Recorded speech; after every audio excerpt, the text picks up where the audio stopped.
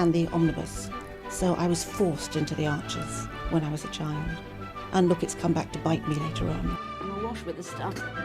The Archers is the world's longest-running radio show, with more than 15,000 episodes broadcast. Despite being a rural flavour show, The Archers is recorded in the heart of the UK's second-largest city, Birmingham. All right, welcome in everyone to another deep dive. Today we're headed to the charming and sometimes chaotic world of Ambridge. Ooh, Ambridge. Sounds delightful. Well, it can be. Thanks to one of our fantastic listeners, we've got our hands on some audio straight from the source, BBC Radio 4's The Archers. The Archers. A classic. Oh yeah, it's like a window into village life, all its little dramas and secrets. We're basically eavesdropping, but, you know, for educational purposes. I love it. A deep dive into the heart of Ambridge. What could be better? Exactly. We're going to dissect these conversations, see what's really going on and why it matters, not just to the people in Ambridge, but maybe even to us out here. Because let's be real, no matter where you live, small town life has its own special kind of drama, right? Oh, 100%. We're talking about community, those unspoken rules, the way relationships work, and how people just deal with life's curveballs when everyone knows your business. It's that human element. Ambridge might be fictional, but the way these characters react, well, it's something we can all relate to on some level. Okay, so let's jump right in. First up, we've got some serious cricket drama brewing. Ooh, cricket drama. That sounds intriguing. It is. Freddie, the new captain, well, he's not exactly winning any popularity contests right now. Oh, why is that? He's just kicked Jolene off the team. Apparently she missed 2 practice sessions. Nets, they call them. Uh-oh, 2 strikes and you're out. You got it. But Jolene's not having it. She's arguing that one of the missed practices shouldn't count because this new rule was sprung on them. Which, you know, fair point, new rule. How well is it communicated? Right, like when does a rule actually become a rule? It's that balance between structure and fairness, especially in a small community where everyone's connected. So what's Freddie's excuse? He's all about the rules, claims he checked with Lily, you know, Lillian. Yeah. And she said the rule was in effect. He even says he can't make exceptions, even for family, since Jolene's a relative. Sounds like he's trying to cover his bases, maybe avoid a tough conversation. You could say that, but hold on, because this is where it gets good. Turns out Tracy, another player, who's actually pretty decent, she missed a practice too. No way. So is Freddie gonna boot her off too? Well, that's the million-dollar question, isn't it? Talk about putting his money where his mouth is. If he's all about the rules, there shouldn't be any special treatment. Oh, this is gonna be juicy. It really exposes the potential fallout when rules are applied too rigidly without considering the context. What do the other characters have to say about all of this? Okay, so Lillian, she was kind of amused by Freddie's tough guy act at first, but now, not so much. Yeah, can't imagine this is what she had in mind. She actually calls him, and I love this, a little weasel on a tangle web, which, I mean, perfectly sums it up, right? It's such a great visual, and it speaks to how these seemingly small actions can have these huge unintended consequences in a tight-knit group.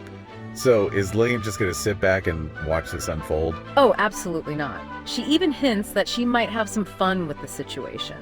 You get the sense she's got a plan brewing. Oh, and Rex, he's in the thick of it too. Seems like he might have even encouraged Freddie to drop Jolene at first. Interesting. Maybe some history there we don't know about. Could be. But now, with Tracy potentially on the chopping block, he's getting nervous. He realizes this could seriously mess with the team's chances. Oh. So yeah, personal agendas clashing with the good of the team. Classic. It really highlights those shifting allegiances and how individual motivations can play out within a larger group dynamic. It's like a mini social experiment. Totally. And then there's Jolene, understandably feeling like Freddie wanted her gone anyway, rules or no rules. Plus there's this hilarious conversation about whether anyone on the team is actually any good, you know, adding a dose of reality to all this drama. Yeah, like are they really in it to win it, or is it more about the community, the fun of it all? Exactly. And speaking of community, let's shift gears to Claire. She's just been laid off from the dairy. Oh no, that's never good news. No, especially in a small village where jobs aren't exactly growing on trees. She's worried, understandably. She's even thinking about applying to the chicken factory, but it sounds pretty rough. Eddie and Emma describe the bosses as right bullies. Yikes. Not ideal. Not at all. But as luck would have it, Fallon, who owns the local pub, needs help in the kitchen. And Emma, bless her heart, suggests Claire for the job. Sounds like a win-win, right? You'd think so. But here comes Lillian, ready to throw a wrench in the works. Uh-oh, what she got against Claire? Well, she brings up this E. coli scare from years ago at Bridge Farm, which feels a bit like digging up ancient history, if you ask me. Then she starts questioning Claire's energy, her ideas, even if she can work the till. Wow, that's a lot of negativity. Is there something else going on here? It does make you wonder, is this really about Fallon's business, or is there some personal beef between Lillian and Claire? And then Lillian really goes there, brings up ageism, implying Claire's too old. Seriously. Ouch.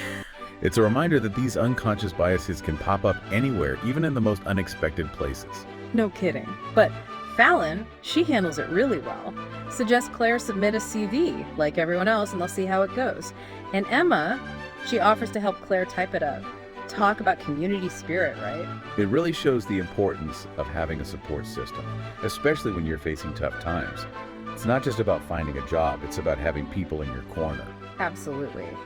And to add to all this, we hear Casey's got a job interview lined up too, so Claire's not the only one dealing with work stuff.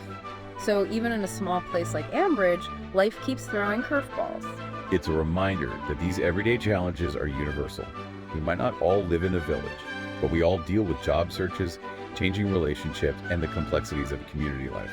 So true. And speaking of everyday life, we get these lovely little glimpses into what's happening in Ambridge. Preparations for Kira's birthday party, Ed's ordered a red velvet cake, her favorite. Just sweet, normal stuff. I love those little details, those little touches of normalcy amidst all the drama. It makes the characters feel more real, more relatable. Totally. And then there's this mention of George's upcoming birthday, but it's handled very delicately. Makes you think maybe there's some sadness around it, some shared history that's still sensitive. It hints at those unspoken bonds within a community, the way people rally around each other in both good times and bad. That shared history that shapes how they interact. And then Emma checks in on Fallon after Harrison's been away. It's that quiet support network that's always there. And Fallon says having Harrison gone has actually been healthy for them. Interesting era. It challenges that idea that couples always need to be together to be strong. Sometimes a little space can be a good thing, even in the most loving relationships. Absolutely. And then we're reminded we're in the countryside. They're weaning the Texel lambs, Emmer they call them.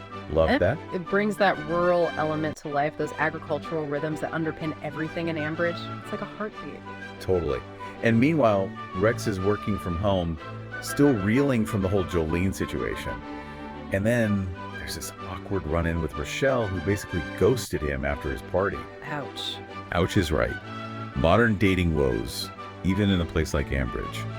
It's a reminder that no matter where you live, those feelings of rejection and social awkwardness are universal. So true. And Lillian can't stay quiet for long. She says straight up that Freddie needs a kick, and guess what? She and Tracy have already rescheduled that team meeting, part of Lillian's master plan, she says. Oh, Lillian, always the puppet master. She's not letting this go. You can bet she'll use this opportunity to teach young Freddie a thing or two about managing people, not just rules. Oh, for sure. So after all this, what are the big takeaways for our listeners? What's the Ambridge wisdom for us all? Well, I think this little peek into Ambridge shows us that even in a place that seems peaceful, there's always something bubbling beneath the surface. The cricket drama shows how a small rule can turn into a huge mess of emotions and consequences, and how everyone's got their own agenda. In Claire's job search, that highlights how easily our personal views, even biases we might not realize we have, can affect how we see others and their abilities. It's a reminder that even in a close community, things aren't always what they seem. Absolutely. And for me, those light bulb moments come from seeing how quickly a straightforward situation can spiral out of control. Like with Freddie, he thought he was just enforcing the rules, but look what happened. And the way people judge Claire, it makes you think, aren't we all guilty of that sometimes? Judging without really knowing the whole story. Right, because everyone brings their own baggage, their own experiences to every interaction. We don't always see things objectively. And that's something to keep in mind, not just in Ambridge, but in our own lives. So why should our listeners, wherever they are, care about this slice of Ambridge life? Why does it matter? Because even though we might not live in a village, those themes, they're universal. Dealing with rules and expectations, supporting each other, handling conflict, the ups and downs of work and relationships, that's life. Ambridge just gives us a really interesting, sometimes funny, sometimes dramatic way to look at it all. So well said. It's a reminder that people are people, wherever you go. Exactly. So here's a final thought for you to ponder. How often are the decisions made in your own life, at work, in your community, how often are they really objective?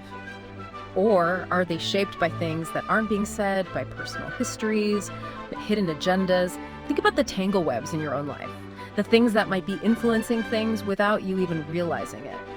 This little trip to Ambridge, it gives us a lot to think about, doesn't it? It does. It's a reminder that there's always more to the story than meets the eye. Thanks for joining us for another deep dive. We'll see you next time. Bye, everyone. So, what are you doing now? Just getting ready for the next episode. Just moving mics around. So, what do you do? I do the spot effects on the arches. Are you what we call Foley then? Kind of. Yep. Okay. And these are all part of the paraphernalia of production. Yep. That's the ball bar. This one. Yep. That's. Hayley so wanted to be in their own place when their baby came. It's due in 2 months. Not much chance of that now. But I mean, it would have been a stretch for him before he'd actually mind it. Well, I just wish there was something practical I could do to help him get along. I think The Archers has had this immense popularity over the years, basically because it has always very accurately reflected the reality of life and living in a rural community at whatever